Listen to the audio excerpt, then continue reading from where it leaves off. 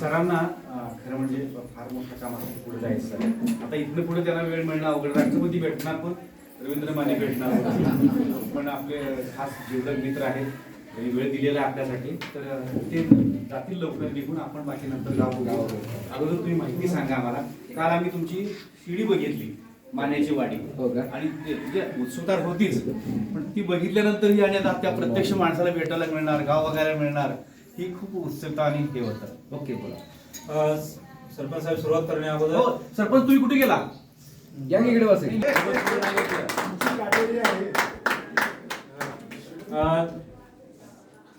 माने साहेब आपल्याला मार्गदर्शन करणारच आहेत, परंतु त्या अगोदर त्या माने साहेब किंवा आम्ही, माने सर असतील, भोसले मॅडम असतील, मी असेल किंवा बाकी सर्व, त्यातलं एक साम्य फक्त एवढं सांगतो, या सगळ्यांचा दुवा जो आहे, मगाशी मी नाव सांगितलं, सगळ्यांचे मार्गदर्शक आमचे जे आहेत डॉक्टर मल्लीनाथ कलशेट्टी, ज्या देशाचे उपमहासंचालक म्हणून आहेत, ते त्यांच्या भाषणात पण ते निश्चितपणे त्याचं सांगतील, त्यांचं काय मार्गदर्शन मिळालं वगैरे. तर हा एक आमच्यातला सगळ्यांचा दुवा आहे, म्हणजे ते योगायोग आहे आमच्या सगळ्यांचा, की चांगल्या विचाराची माणसं कशी जुळले जातात बघ.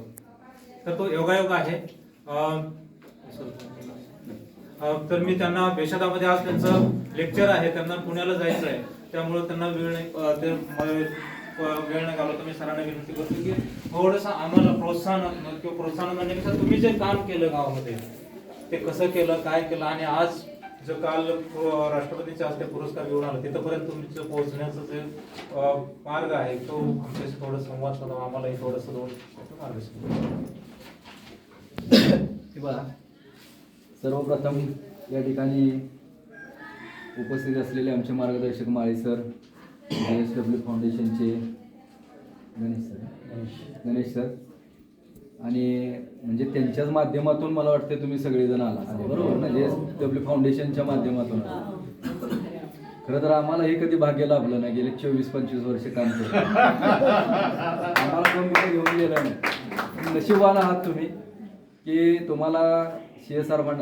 मी काल परवा मी दिल्लीत असताना सरांचा फोन आला, सरांनी म्हणलं आमच्याकडे पण बघा, म्हणले आमचं अंतर खूप मोठं आहे. बरोबर सर, म्हणजे आम्हाला जरी पुरस्कारांच्या रकमापोटीत जरी मिळाल्या तरी विकास थांबत नसतो, आणि नेहमी अपेक्षा आपली अशी असते की आपलं ते तसंच ठेवूयात, पण मिळत असेल CSR मधून त्यांना म्हटलं, पण त्यांनी नाहीत, म्हणजे अजून तरी नाहीच म्हणतात. आता काय आज आल्यानंतर काय आणि बदल झाला तर बघूयात. त्याचं कारण असं की ते पाहिजे म्हणून घ्यायचं नाही, त्याचं इम्प्लिमेंटेशन पण या ठिकाणी चांगलं होणार, युटिलाइज व्यवस्थित होणार.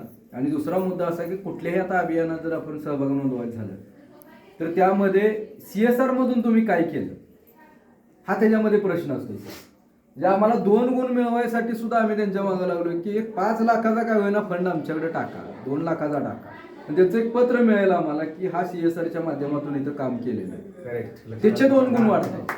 म्हणजे मी दिल्लीत असताना सुद्धा, मी एवढ्या गडबडीत असताना सरांना तोच सुद्धा मी विषय मांडला होता की सर म्हणलं असा असा विषय तुम्ही मानताय, पण आमच्याकडे पण लक्ष नाही. खरं तर आपण आलात, पुन्हा एकदा तुमचं सर्वांचं स्वागत करतो.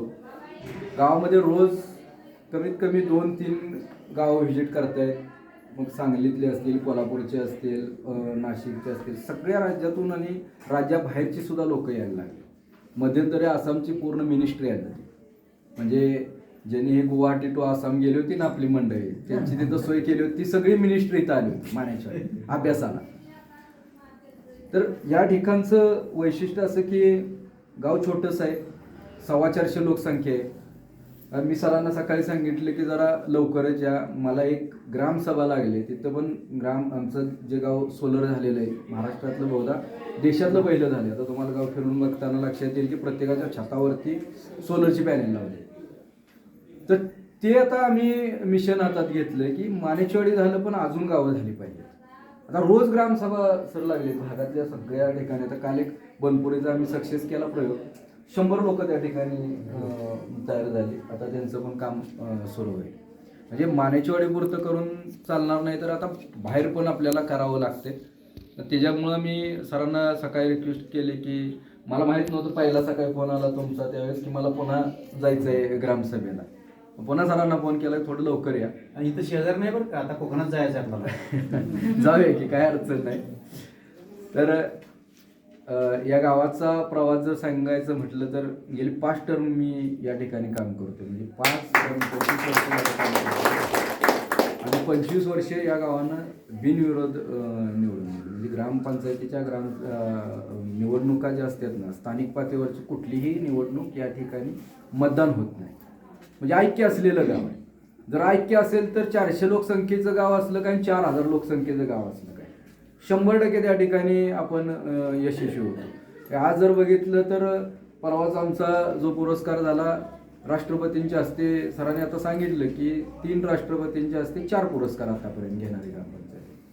म्हणजे ते जे वेगळंच फील असते ना, फील म्हणण्यापेक्षा राष्ट्रपती म्हणजे देशातलं सर्वोच्च पद आहे आणि त्यांच्या हस्ते पुरस्कार मिळणं म्हणजे ही साधा बाब नाही. आणि एकच नाही तर त्या दिवशी 11 तारखेला मानेचवाडीचा दिल्लीमध्ये डबल धमाका झाला. 2 पुरस्कार मिळाले. एक नानाजी देशमुख सर्वोत्तम, देशातली सर्वोत्तम ग्रामपंचायतीचा पुरस्कार 1.5 कोटी रुपयाचा आणि त्याचबरोबर ग्राम ऊर्जा स्वराज हाही देशपातळीवरचा सर्वोत्तम पुरस्कार 1 कोटी रुपयाचा. आता 2.5 कोटी रुपयांचा पुरस्कार त्या दिवशी मिळाला. म्हणजे तुम्हाला सांगायला हरकत नाही की प्रवास किती खडतर होता या ग्रामपंचायतीचा. पहिलं वर्ष होतं ग्रामपंचायतीची स्थापना झाली, त्या स्थापनेला आमचं उत्पन्न फक्त 47,000 रुपये होतं. म्हणजे आता हे 4-5 सरपंच आणि ग्रामसेवक आहेत त्यांच्या लक्षात, ही बाकी मंडळी सदस्य म्हणजे तुमच्या लक्षात येईल की 47,000 रुपये ग्रामपंचायतीचं उत्पन्न होतं. पहिल्या वर्षीचं टॅक्स कलेक्शन होतं. पहिल्या वर्षात त्या 47,000 रुपयामध्ये ग्रामपंचायतीचं कामकाज किंवा गाव चालवायचं कसं हा आम्हाला प्रश्न पडला. आणि एका वर्षात अशी आमची परिस्थिती निर्माण झाली की पहिलं होतं ते बरं होतं आणि पुन्हा त्या ग्रामपंचायतीत आपण विलगीकरण करूया का, ही ग्रामपंचायत आपण डिझॉल्व्ह करूया का, अशा पद्धतीचे आमच्या डोक्यामध्ये विचार आले. आणि 2002ला स्वर्गीय आबा पाटील साहेबांनी संत गाडगेबाबा ग्राम स्वच्छता अभियान चालू केलं आणि त्या अभियानामध्ये आमच्या गावानं सहभाग नोंदवला. सहभाग नोंदवल्यानंतर पहिल्याच वर्षी आम्ही त्या अभियानामध्ये यशस्वी झालो. 1 लाख रुपयाचा आम्हाला पुरस्कार मिळाला. आणि मग आमच्या लक्षात आलं की उत्पन्नावरती आपल्या स्वयं उत्पन्नावरती ग्रामपंचायत चालत नसते, तर त्याला ग्रामपंचायतीला वेगवेगळी बक्षिसं किंवा वेगवेगळे पुरस्कार असतात आणि त्यामुळं गावाची कामं पण होत आहेत. गावामध्ये वेगवेगळ्या पद्धतीचे उपक्रम त्या ठिकाणी राबले जात आहेत. गाव एक संघ राहते आणि मग पुरस्कार पण मिळते आणि गावाचं उत्पन्न वाढते. आणि त्यानंतर 2002 पासून अजून ही ग्रामपंचायत किंवा या गावातली लोक थकलेली नाहीत आणि थांबलेली नाहीत. आज जर बघितलं तर 78 पुरस्कार घेणारी महाराष्ट्रातली अनेक गावांनी पुरस्कार घेतले, थांबले आणि एखादा पुरस्कार घेतला की थांबले. म्हणजे संत गाडगेबाबाचा पुरस्कार घ्यायचा आणि पुन्हा तो थांबलेले ग्रामपंचायत आपण बऱ्याच बघितलं. पण आजही तुम्ही जर बघितलं तर संत गाडगेबाबा ग्राम स्वच्छता अभियानमध्ये महाराष्ट्रातली गावं जी फाईट करतात ती पहिल्यांदा विचारतात की यावर्षी मानेचवाडी आहे का. म्हणजे अनेक गावांचं लक्ष आहे की मानेचवाडी असेल तर मग आपलं काय थोडंसं अडचणीचा विषय. म्हणजे सातत्य गेले 24 वर्ष झालं सातत्यानं आम्ही ते अभियान सोडलं. एकच अभियान नाही तर अशी येणारी महाराष्ट्र शासनाचे असतील किंवा केंद्र शासनाचे असतील सर्व अभियानामध्ये आम्ही सहभाग नोंदवतो. का पुरस्कारासाठी नाही पण दोन्ही बाबी म्हणजे स्वार्थ आणि परमार्थ आपण म्हणतो तसं दोन्ही बाबी आम्ही त्या ठिकाणी बघतोय की का सहभाग नोंदवायचा तर सातत्य राहते. जर आता आम्ही थांबलो पुरस्कार एवढे घेतलेत आणि आता काहीच करायला नको म्हणून आम्ही थांबलो तर गावामधली स्वच्छता, गावामधलं ऐक्य, गावामधलं जे असणारे जे एकसंघपण आहे हे कुठंतरी पुन्हा विस्कळीत होणार. आणि म्हणून आम्ही हे सातत्य ठेवतोय. या सातत्या पाठीमागे तुम्हाला सांगायला हरकत नाही की एकच गोष्ट करायची आपल्याला आणि त्या म्हणजे ग्रामसभा बळकट करायची. म्हणजे या एका बाबीवरती जर तुम्ही गेला ना तर 100% अनेक वेळेला असं म्हणतो की आपण ग्रामसभेला आमच्याकडे लोकच येत नाही. म्हणजे ही फॅक्टच आहे. पूर्ण मी महाराष्ट्रात देशभर फिरतोय. मी ज्या ठिकाणी जाईल त्या ठिकाणी हा पहिला प्रश्न विचारला जातोय की ग्रामसभेला आमच्याकडे लोक बरोबर ना सरपंच चुकीचं आणि आपण पण बरोबर म्हणतो पण त्याला खरोखर कारणीभूत आपणच आहे. मी अनेक अडचण सांगतो आपण का कारणीभूत आहे तर ज्या वेळेस ग्रामपंचायतीच्या निवडणुका होतात त्यावेळेस प्रचारामध्ये तुम्ही काय करताय की घराघरात जाऊन प्रचार करताय की मला मत द्या, मला सरपंच बनवा, मला एक वेळ संधी द्या, मला सदस्य बनवा. बरोबर ना. का कुणी असं निवडून आलेलं आहे की नाही नाही अर्ज भरलाय आणि तुम्हाला निवडून दिला असं कुणी आहे का मला सांगा. न प्रचार करता कुणाला न मागता मत न मागता बिनविरोधच्या ठिकाणचं वेगळी परिस्थिती आहे. पण ज्या ठिकाणी मतदानातून आपण निवडलं जातो त्यावेळेची परिस्थिती अशी असते की आपण हुंबरे झिजवतो. प्रत्येकाच्या घरामध्ये जातो, दारात जातो, जो शत्रू आहे त्याच्या पण दारात जातो. का तर एका मताची आपल्याला गरज असते निवडून येण्यासाठी. आणि निवडून आल्यानंतर आपल्या ग्रामसभा ज्यावेळेस होतात त्यावेळेस ग्रामसभेला सरपंच आणि सदस्य आमचे दुर्दैवानं कुठल्याही मतदाराला सांगत नाहीत की ग्रामसभा आहे, ग्रामसभेला या. कधी केलाय का हा प्रयोग आपण? मी तुम्हाला सांगेन आता गेल्यानंतरच्या ग्रामसभा 26 जानेवारीतली ग्रामसभा आहे तुमची, हा प्रयोग करून बघा की ज्या वेळेस सरपंचाने 10 लोकांना सांगतील की सरपंच की उद्या ग्रामसभा आहे आपली, ग्रामसभेला या, त्यावेळेस त्या लोकांचा बघण्याचा दृष्टिकोन बदलतो आणि असं त्यांच्या डोक्यात येणार आहे की सरपंचाने स्वतः मला ग्रामसभेला सांगितले, त्या 10तले किमान 8 लोक तुमच्या ग्रामसभेला येतील. करून बघा हा प्रयोग, गेल्यानंतर करून बघा. ज्या वेळेस सदस्य सांगतो त्यावेळेस सुद्धा त्या ठिकाणच्या लोकांना असं वाटतं की अरे वा, मला डायरेक्ट सदस्याने आज आमच्या वार्डातल्या सांगितले ग्रामसभेला गेलं पाहिजे. आपण हा प्रयोगच कधी करत नाही आणि म्हणून ग्रामसभा त्या पद्धतीने यशस्वी होत नाही. आता ग्रामसभेचं टायमिंग किती असावं हे आपल्याला गव्हर्नमेंट किंवा जिल्हा परिषद पंचायत समितीकडून पत्र येतं आणि ते आपण त्या पद्धतीनं फॉलो करतो. आता ग्रामसभेचं काय आहे का म्हणजे ग्रामसभा घेण्यापाठीमागचं रिझन काय आहे? त्या गावातल्या लोकांचे सगळे प्रश्न सुटावे, त्या गावातल्या लोकांना शासकीय योजना सगळ्या समजाव्या, लाभाच्या योजना काय असतील त्या समजाव्या आणि गावाची प्रगती व्हावी यासाठी ग्रामसभा असते. मग या ग्रामसभेला जर त्या गावातल्या ज्यांच्यासाठी ग्रामसभा घ्यायच्या तीच जर लोक नसतील तर ग्रामसभेला अर्थ काय आहे मला सांगा. आणि म्हणून शासनानं जरी टायमिंग तुम्हाला दिलं असेल की अमुक अमुक ग्रामपंचायतीची ग्रामसभा सकाळी 10ला असेल तर तुम्ही ते बघितलं पाहिजे 10 वाजता लोक येऊ शकतात का? गावातली जर सगळी रोजगाराला जाणारे लोक असतील तर रोजगार बुडवून तुमच्या ग्रामसभेला कुणी येणार नाही. कुणी येणार नाही, 5-10% लोक येतील, बाकीची कुणी येत नाही. आणि म्हणून आम्ही गेली 24 वर्ष झाले ग्रामपंचायतीच्या स्थापनेपासून रात्री 9 वाजता ग्रामसभा. या ग्रामपंचायतीची ग्रामसभा रात्री 9 वाजता होती सर. अजून आमच्यावरती कुणी ऑब्जेक्शन देत नाही, कुठंच नाही. कारण ग्रामसभेचा हेतू काय आहे तर लोकांना त्या पद्धतीच्या योजना समजाव्या आणि लोकांची त्या ठिकाणी सेवा व्हावी, लोकांच्या अडचणी सगळ्या दूर व्हाव्या यासाठी त्या ग्रामसभा असतात. पण ह्याच्यासाठी आम्ही ह्या रात्रीच्या 9 वाजता घेणाऱ्या ग्रामसभा 100% कोरम पूर्ण असतो. 100% म्हणजे या सभागृहात बसायला सुद्धा जागा नसते, एवढी रात्रीच्या 9 वाजता ग्रामसभेला लोक असतात. बरं तेवढंच आहे का? 9ला चालू झालेली की अर्ध्या तासात संपते का? 9ला ग्रामसभा चालू होती ते रात्री 12-12:30 पर्यंत वाजता.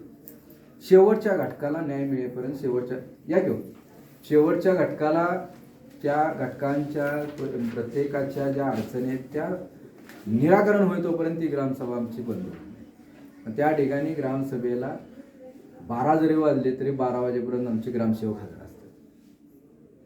आता ग्रामसेवक मॅडमना असं वाटत असेल आमच्या पुढे अडचण आणली काय,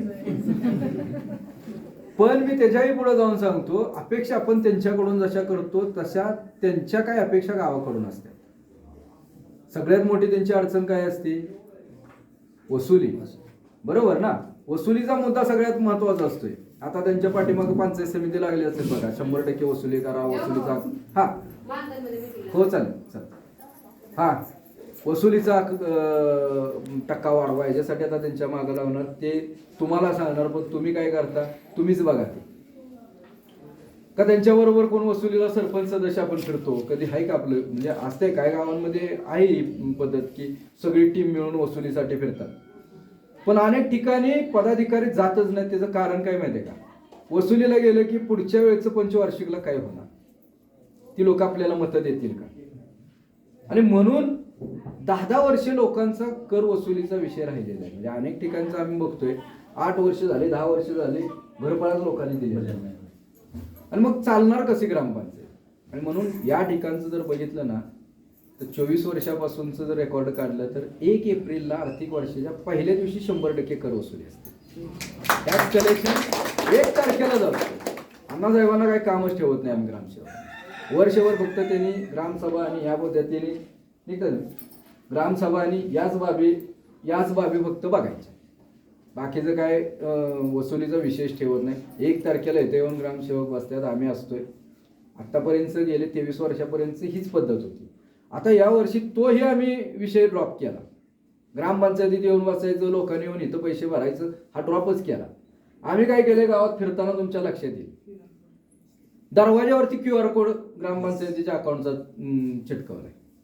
घरातून लोकांनी ग्रामपंचायतीकडे पण टॅक्स भरायला यायचं नाही. घरातून त्या दरवाजावरती स्कॅन करायचं, स्कॅनिंगवरून ग्रामपंचायतीच्या अकाउंटवरती टॅक्स भरायचा. म्हणजे ह्या पद्धती आपल्याला बदलायला पाहिजे. किती वर्ष आपण त्याच पद्धती वापरणार. आणि म्हणून नाविन्यपूर्ण उपक्रम काय असतील तर आम्ही त्या पद्धतीनं या गावामध्ये राबवलं जातं. टॅक्स कलेक्शनचं लक्षात घ्या.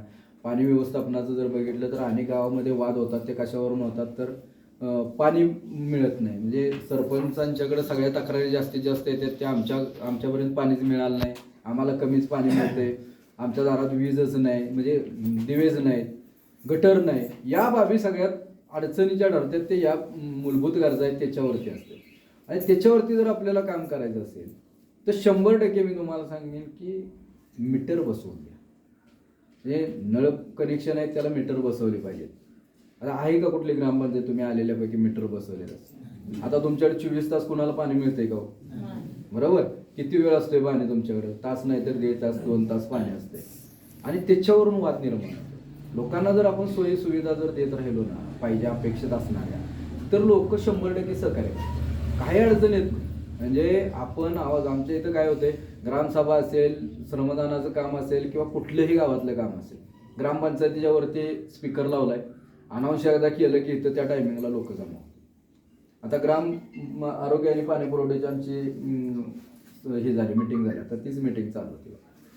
म्हणजे या ज्या मिटिंगच्या किंवा ह्या बाबी आहेत ना, ह्या काय घ्यायच्या आहेत तर लोकांमध्ये अवेअरनेस निर्माण झाला पाहिजे. त्यांचं काम काय आहे, लोकांना ग्रामपंचायतीतून काय मिळतं, काय कशा पद्धतीचं सिस्टीम चालते, हे आपण लोकांना शिकवलं पाहिजे. आणि म्हणून या पद्धतीनं सगळा कारभार या गावामध्ये चालतो. पारदर्शकता जर बघितलं तर टेंडर कुणाला द्यायचं काय हा विषय नसतो. ग्रामसभेत आमचं ठरतं सगळं.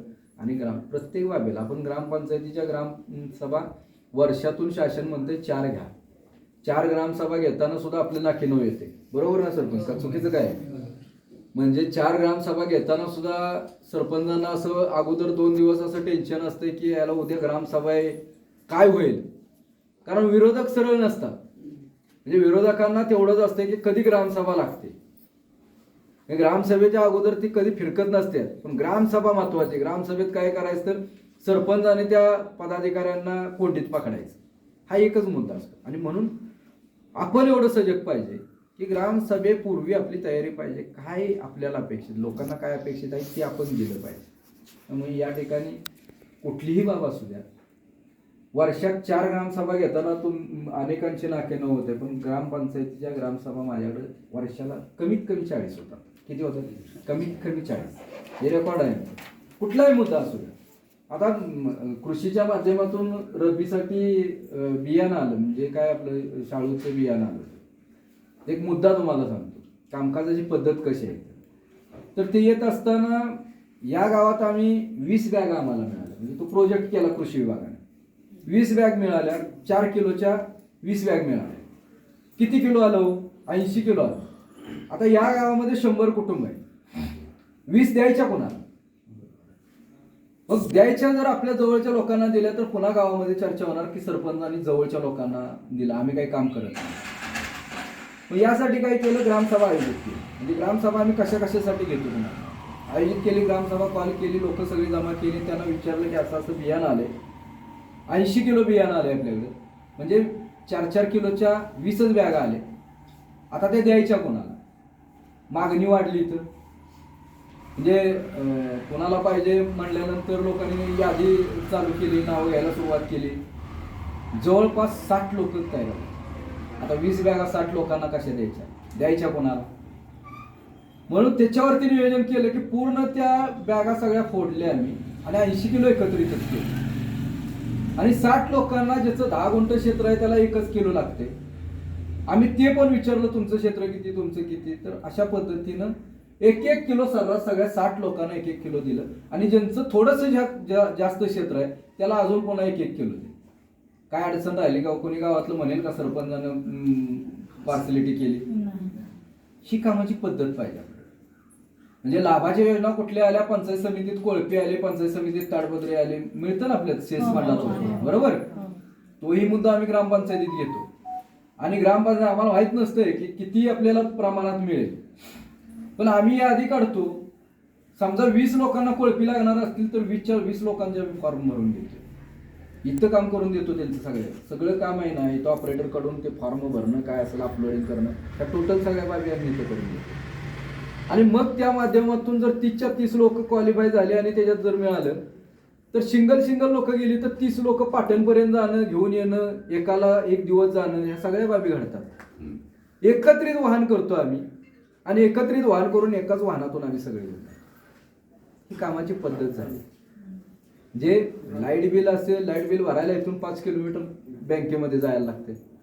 लाईट बिल भरता आता समजा ऑनलाईन काही जण भरताय, पण 5 किलोमीटर जाणं येणं, ट्रॅव्हलिंग त्या लोकांचं गेलं, 1 दिवस जातो. आणि मग याच ठिकाणी मी ग्रामपंचायतीच्या माध्यमातून लाईट बिलांचं सुद्धा नियोजन केलं. म्हणजे ह्या ज्या बाबी आहेत ना, 7 वारे असतील, खाते उतारे असतील, काय असेल ते कॅम्प लावायचा. आभा कार्ड मध्यंतरी काढले, आयुष्यमान भारत कार्ड काढले. हे सगळं कामकाज जे आहे ते ग्रामपंचायतीच्या माध्यमातून झालं पाहिजे. म्हणजे लोकांना जर लोकांचा जर आपल्याकडे बघण्याचा दृष्टिकोन जर बदलायचा असेल, 5 वर्षातली जर तुलना लोकांच्याकडून करून घ्यायची असेल तर या बाबी ह्या आपल्याला कराव्याच लागतात. आणि बऱ्यापैकी काय होतंय, सरपंच मंडळी आता आमच्या इकडे तर हे वातावरण आहे की सरपंच बनायचं आणि त्यानं पुन्हा ठेकेदारच बनायचं. का बनायचं ठेकेदार? ते इलेक्शनला घालवलेलं काढायचं कुठं, म्हणून 5 वर्ष ठेकेदार बनायचे. येणारी ग्रामपंचायतीची सगळी कामं स्वतःच घ्यायची आणि मग त्या माध्यमातून पुन्हा गावामध्ये कटुता निर्माण होते. त्यामुळं आम्ही सगळीकडे सांगतोय की आम्ही प्रशिक्षणात जिथं जाईल तिथं सांगतोय की सरपंच जर ठेकेदार बनला की तो संपला. सरपंचानं ठेकेदार बनू नये, कधीच बनू नये. गाव पातळीवरती या गावात चालू असलेली कामं कुठंच सरपंच कधी नसते.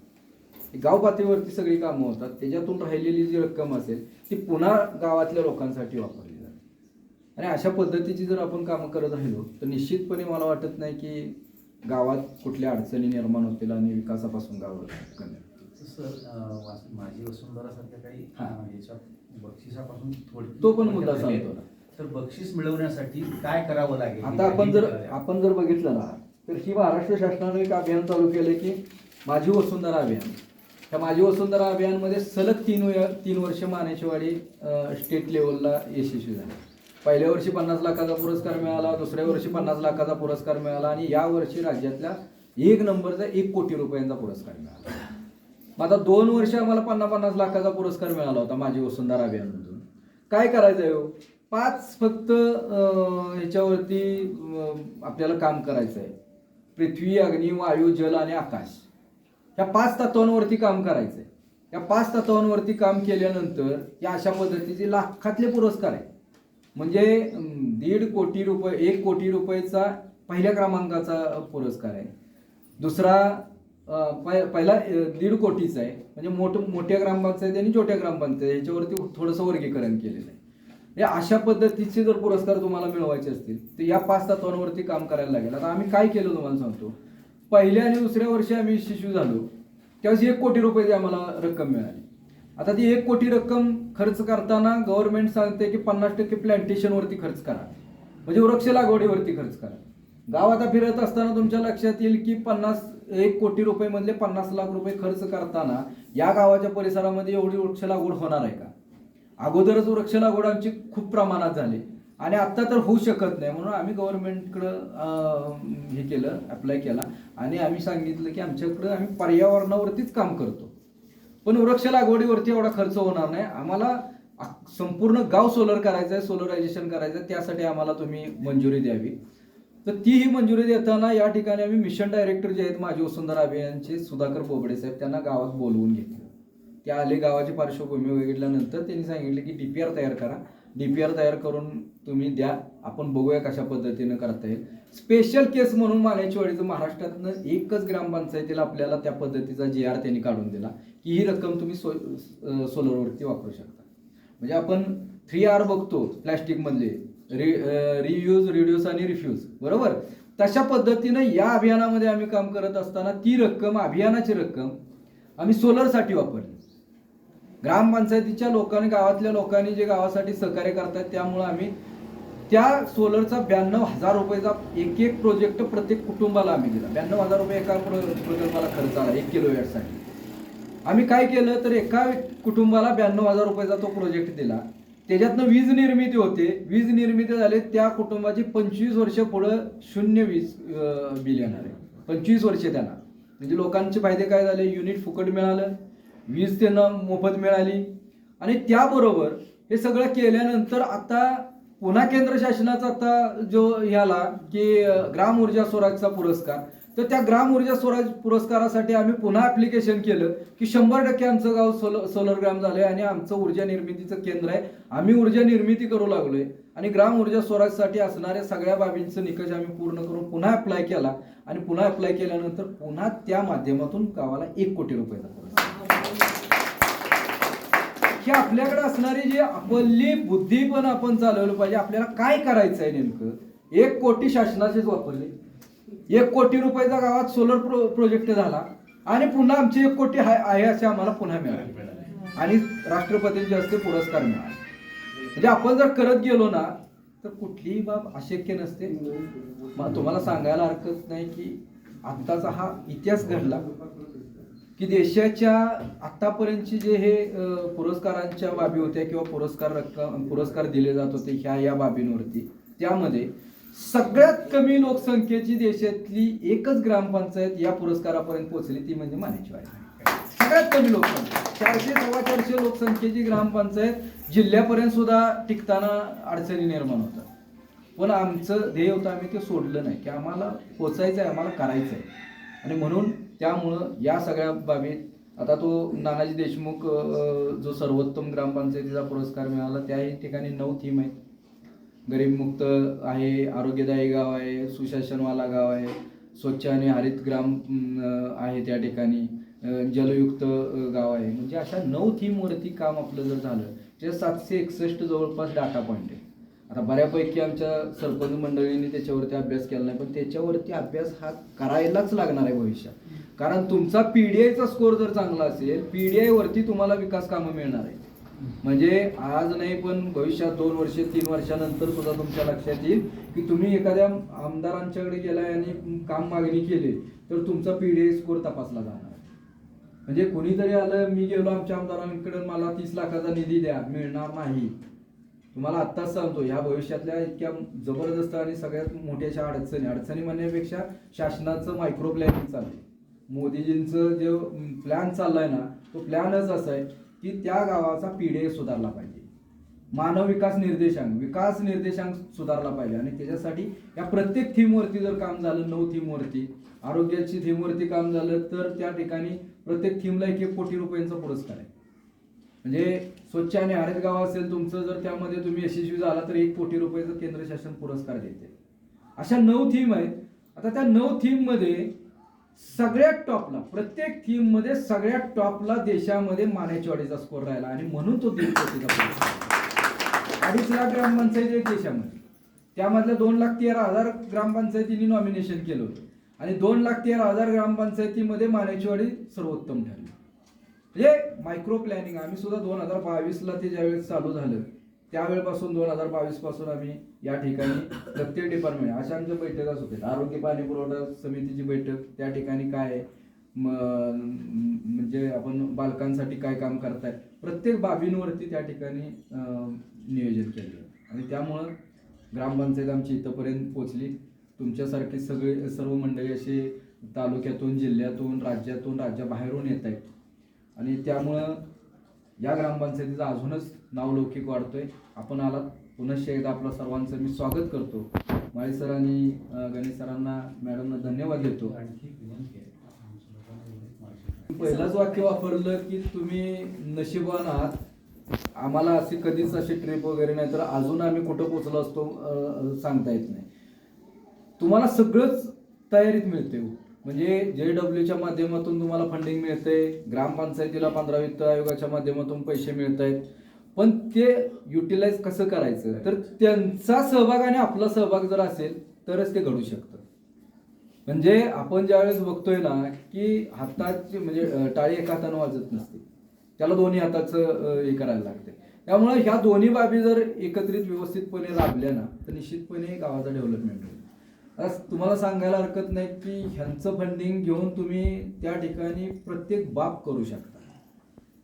आणि आम्ही सुद्धा हे केलं. आम्ही सर पहिल्या वर्षी आम्ही 2005ला ज्यावेळेस निर्मल झालो त्यावेळेस TR गाराळे साहेब म्हणून इथं उपमुख्य कार्यकारी अधिकारी होते सातारला. त्यांनी सांगितलं की तुम्ही आता करून नुसतं थांबवू नका, तुम्ही इतर गावं निर्मल करा. आम्ही एक गाव असं निवडलं की त्या ठिकाणी जवळपास 6-7 किलोमीटर डोंगरातून चालत जायला लागलं आम्हाला. टेटमेवाडी म्हणून इथल्या भागातले एक गाव आहे आणि त्या टेटमेवाडीमध्ये आम्ही इथनं जवळपास 40 ते 50 ग्रामस्थ या गावातले इथून स्वतःचे डबे घेऊन गेलो, जेवण घेऊन गेलो आणि त्या ठिकाणी आम्ही शोषखड्डे काढायला सुरुवात केली. मेंटॅलिटी सांगतो तुम्हाला. शोषखड्डे काढायला सुरुवात केल्यानंतर त्या शोषखड्डे काढत असताना त्या लोकांना असं वाटलं की गव्हर्नमेंटनं माणसं पाठवली आणि ते हाताचं पाठीवर बांधून ते आम्हाला सांगायचे हा अजून व्यवस्थित झालेला नाही खड्डा, तो जरा व्यवस्थित काढ. खड्डे कोणासाठी काढत होतो? शौचालयाचे, त्यांच्या शौचालयासाठी खड्डे काढत असताना पाठीवर हात बांधायचे आणि सांगायचे की हा खड्डा अजून व्यवस्थित झालेला नाही, जरा काढ. म्हणजे ही मानसिकता आपण बदलली पाहिजे की हे आपल्यासाठी आहे. त्यामुळं JW ने जर तुम्हाला 5 लाख रुपये दिले तर मॅन्डेट तुमचं 5 लाखाचं झालं पाहिजे, तुम्ही 5 लाखाचं श्रमदान करायला पाहिजे, तर ते 10 लाखाचं काम चांगलं होईल. केवळ फक्त त्यांनीच करायचं आणि मग तुम्ही घ्यायचं त्याला अर्थच नाही. या फुकटच्या बाबीची किंमत कळत नाही ना, हे आपल्याकडे. त्यामुळं तुमचं योगदान पाहिजे, श्रमदानाला तुम्ही पाहिजे. त्यांनी समजा एखादी योजना आणली की तिथं काय करायचं, एखादं टॉयलेटचं युनिट उभारायचंय तर टॉयलेटचं युनिट उभारताना ती 5 लाख रुपये देतील तुम्हाला, पण ते अजून दर्जेदार कसं करता येईल त्यासाठी तुमचं त्या ठिकाणी श्रमदान पाहिजे किंवा तुमचे त्या ठिकाणी काहीतरी योगदान पाहिजे. आता आमच्याकडे आलं स्वच्छता आणि पाणी पुरवठ्याच्या माध्यमातून 3 लाख रुपये आपल्याला दिले जाते युनिटसाठी, बरोबर. म्हणजे 2,10,000 रुपये त्यांचे आणि 90,000 रुपये ग्रामपंचायती, ते आम्ही दिलंच. पण त्याहीपेक्षा अजून पैसे खर्च करून किंवा लोकांचं श्रमदान करून त्या ठिकाणी अजून डबलच आम्ही युनिट तयार केलं. या पद्धती आपल्याकडे पाहिजेत की तुमचं जेवढं असेल तेवढंच आमचं घालतो. आणि मी आता गणेश सरांना विनंती करेन, तुम्ही तसं जर इथं म्हणत असाल ना आपण एक आदर्श लागू मानेश्वरी दाखवायचं तर ही अशा पद्धत JWच नाही तुमच्याकडे दुसरं कुठं आम्ही घेऊ ते. पण एक आयडियल करू. आमचं काय म्हणणं आहे की दाखवण्यासारखं की CSR मधून आपण केलेली कामं कशी होतात. आज मला दुर्दैवाने ही खंत वाटते की आमच्या इथं सुद्धा कल्याणींचं आपल्या भारतपूरच्या माध्यमातून सातारा जिल्ह्याच्या म्हणजे कोरेगाव आणि या भागामध्ये खूप सारं काम झाले. पण अडचणी अशा माझ्याकडे आता माझी मीटिंगला लागले ते लीना मॅडम बरोबर, त्यांनीच कॉल केला होता. त्यांना अपेक्षित आहे तर त्यांना ते कंपनी एवढा खर्च करते ना तेवढा कंपनीला समाधान मिळत नाही दुर्दैवाने, बरोबर का सर? म्हणजे कंपनीचं काय अपेक्षा असते की आम्ही खर्च करतोय तो कुठंतरी त्या ठिकाणी त्या पद्धतीनं हे झालं पाहिजे, पण तेवढं मिळत नाही. आणि या ठिकाणी सुद्धा तसंच झालंय की या कोरेगाव साईडला खूप सारा सोलरायझेशनवरती खर्च झाला. सर ते सोलरची जी पॅनल आहेत ना ते पॅनलवरती वर्षानुवर्षी जी धूळ बसली ना ती सुद्धा लोक काढत नाहीत. म्हणजे ते फुकटचं होतं त्याच्यामुळे त्यांना त्याची किंमत कळली नाही. तर अशा पद्धतीची कामं दर्जेदार कामं होतील निश्चितपणे. सरांच्या माध्यमातून असेल, गणेश सरांच्या किंवा JW असेल, इतर CSR तुमच्या आता रत्नागिरी आणि रायगडमधल्या ना सुदर्शन वगैरे कंपनी आहेत ना त्यांच्या टोटल सगळ्या एक्सपोजर व्हिजिट इथंच असतात पाण्याच्या सगळ्या कंपन्या. आता 28 तारखे 22 पासून काहीतरी 28 पर्यंत कंटिन्यू आहे त्यांच्याशी. त्यामुळं चांगल्या पद्धतीची कामं होतील. मला थोडीसे ग्रामसभा लावले, 9:30चं टायमिंग दिलं होतं, ती पण लोक थांबले असतील. मी उरकत घेतो, काय प्रश्न असतील तर आपण एक 5 मिनिटांमध्ये घेऊया. पुन्हा मग आमची